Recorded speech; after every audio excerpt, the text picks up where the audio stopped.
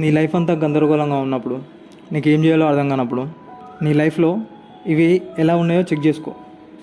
ఒకటి physical activities సంబంధించింది, 2 mental activities సంబంధించినవి, 3 ఫైనాన్షియల్ యాక్టివిటీస్ సంబంధించినవి. ఇవి ప్రైమరీ ఆస్పెక్ట్లు. ఇవి కరెక్ట్ ఉంటే మిగతా అన్నీ సెట్ అయిపోతాయి.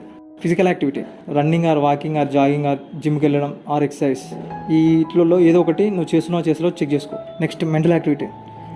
మెంటల్ యాక్టివిటీలో meditation, journaling, affirmations and to do list making and visualisations ఇట్లా కొన్ని ఉంటాయి. అట్లనే brain exercise, chess or sudoku etcetera, ఇట్లా కొన్ని ఎక్సర్సైజ్లు ఉంటాయి బ్రెయిన్కి సంబంధించినవి. సో ఇవేమన్నా చేస్తున్నావు చూసుకో, చెక్ చేసుకో నీ లైఫ్లో. అండ్ ద ఫైనాన్షియల్ థింగ్స్, నువ్వు పని చేస్తున్నావు, పని చేస్తలేవా, పని చేస్తే నీ ఇన్కమ్ ఎట్లా వస్తుంది అని చెప్పేసి నువ్వు ఇన్కమ్ని నీ రీచ్ అవుతున్నావు అవుతలేవా, నీకున్న ఈఎంఐస్కి దానికి దీనికి ఒకసారి చెక్ చేసుకో. లేదు నువ్వు పని చేస్తలేవంటే ఏదో ఒక పని తోలాడుకోవాలి. సో ఇక్కడ పని చేసేటోళ్ళకు, పని చేయని వాళ్ళకు కొన్ని అవైలబుల్ థింగ్స్ ఉంటాయి పని చేయడానికి. The easy available things. ఒకటి, ఖాళీ టైంలో ర్యాపిడో కొట్టొచ్చు, నీకు బైక్ ఉంటాయి, నీకు లైసెన్స్ ఉంటాయి, హైదరాబాద్లో ఉన్నోళ్ళు. 2, నీ దగ్గర ఫోన్ ఉంది, నువ్వు వీడియో కంటెంట్ యూట్యూబ్లో ఒక ఛానల్ ఓపెన్ చేసి, ఇన్స్టాగ్రామ్లో నువ్వు ఒక అకౌంట్ ఓపెన్ చేసి, ఫేస్బుక్ ఇట్లా సోషల్ మీడియాలో అకౌంట్ క్రియేట్ చేసుకొని దాంట్లో నువ్వు పోస్ట్ చేయొచ్చు. కొన్ని రోజులకు ఇన్కమ్ స్టార్ట్ అవుతుంది. సో ఇట్లా ఇది కూడా చేయొచ్చు. These are the basic necessities in life. So ఇవి మనం మన చేతిలో పెట్టుకుంటే మిగతా అన్నీ ఆటోమేటిక్గా మన చేతిలోకి వచ్చేసాయి. రిలేషన్షిప్స్ కూడా సెట్ అయిపోతాయి. అమ్మాయి ఏమన్నది పని చేస్తే, నాయన ఏమన్నాడు పని చేస్తే, అందరు రెస్పెక్ట్ ఇస్తారు.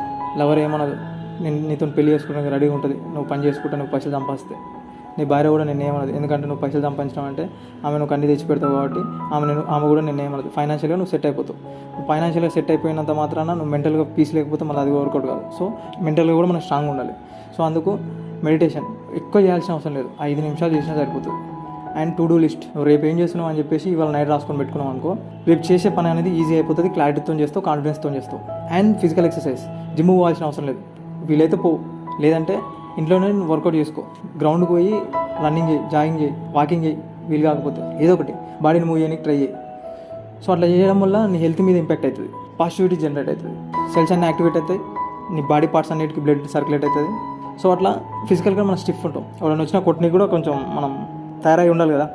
అట్లనే ఎవరైనా మన కాంచెల్ ఫోన్ దొంగతనం చేసి పారిపోతున్నారు అనుకో, మనం కనీసం ఉరికైనా పై పట్టుకోవాలి కదా.